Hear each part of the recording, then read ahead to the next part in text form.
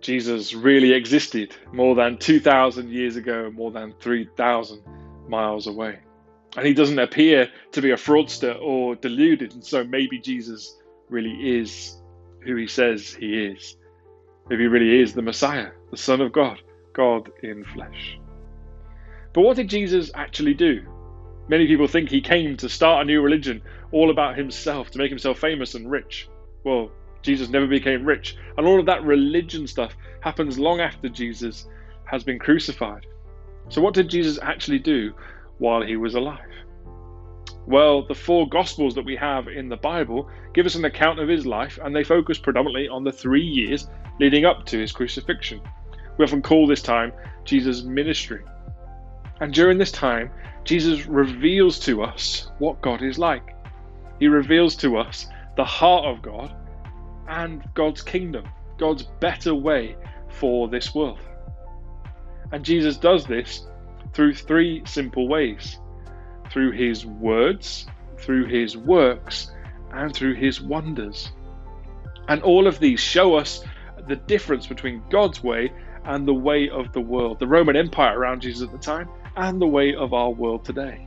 They reveal God's better plan for us. Jesus uses his words to speak hope and life and freedom into people, and to proclaim the good news that the kingdom of God is here in Jesus, that God so loved the world that he sent his son Jesus that we might be saved. Jesus comes to speak a better way. Even when asked what is the most important of all the things that have been written and said in the law, Jesus says, love the Lord your God with all your heart and love your neighbor as yourself. He uses his words to teach the better way of God. Jesus uses his works. Jesus says he came not to be served, but to serve. And he comes to show compassion and grace and mercy, kindness to those around him, to show forgiveness. Jesus serves those around him, the poor, the lost, the broken, the hurting. Jesus feeds and clothes those around him. And he calls us to do likewise, to show us a better way than the world around us. And of course, Jesus does signs and wonders.